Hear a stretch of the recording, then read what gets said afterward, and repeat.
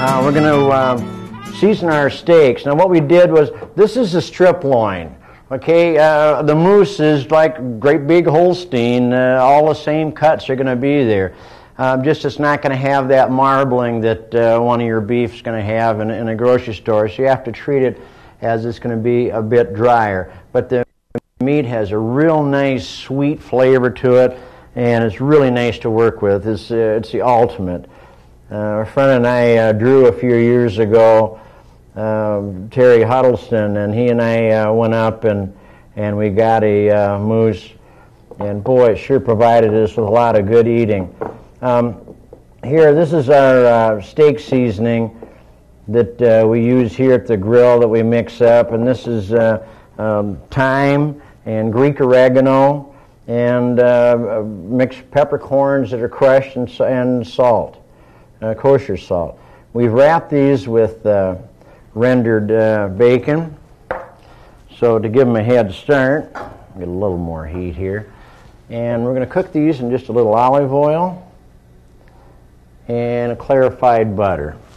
I like using the clarified butter because it's got it gives a nice flavor, but it has that higher smoke point.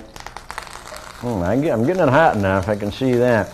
And hopefully we won't burn it. Now we're going to cook these just a couple of minutes on either side. We don't want to overcook these. I like mine medium rare to medium. And then we're going to hold these in the oven. Turn my heat down just a little bit. There we go. In the meantime, I'll show you about this reduction. It's really easy to do. You just have 3 cups of port wine, and just make sure you use a stainless steel saucepan, and a cup of balsamic vinegar. I love the flavor of reduced balsamic. And here we have parsley, and just a parsley stem, 1 or 2, a bay leaf, garlic, just a clove of garlic, fresh thyme, and maybe a dozen peppercorns. And to that we have about a half a cup of dehydrated cherries. And it's all you have to do is just set those in and put it on low heat and just reduce that down. And it's going to take a while. It'll take, oh gosh, maybe an hour, depends on the temperature. Boy, these are some nice steaks.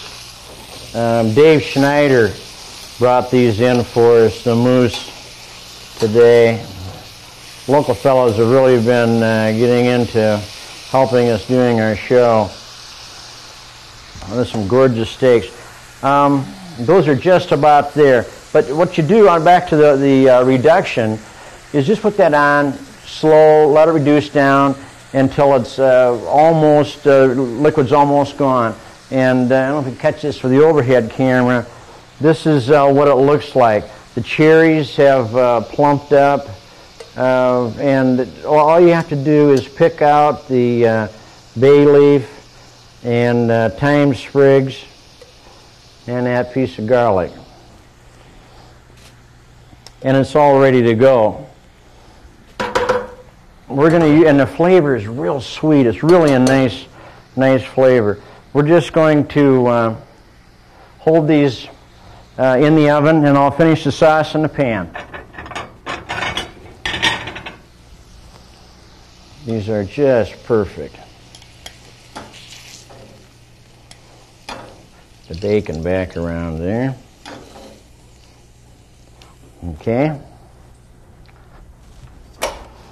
And the sauce doesn't take long to do. And to that, and I still have some liquid left in there. To that, I'm going to add a teaspoon of garlic and about a tablespoon of shallots and crimini mushrooms. Turn my heat up a bit. There we go. We'll give these it doesn't take very long to saute these down. I'm going to push this right along. There we go. I love using the, not cream, excuse me, these are portobellos. And they have a nice beefy flavor to them, and they hold up real well. And I like to use them along with the mousse. And this is just some beef stock.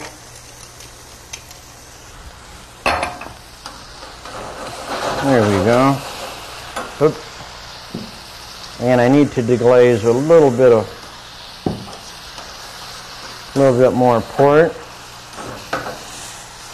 This beef stock, you folks at home can make your own really easy. If you don't do cook off the bones and do it that direction, you could take a real good quality beef base, and to that, see, we're right there, folks.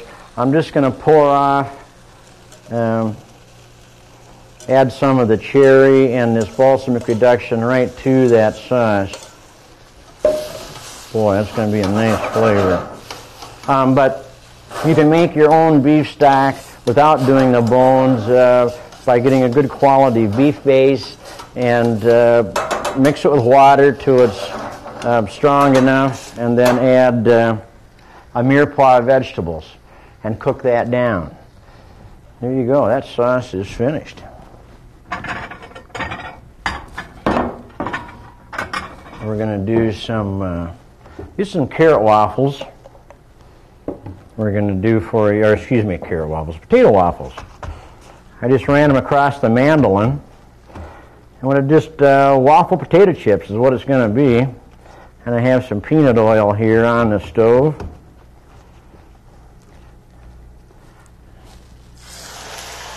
There we go. And I'll move this out of the way. And I'll grab the steaks out of the oven.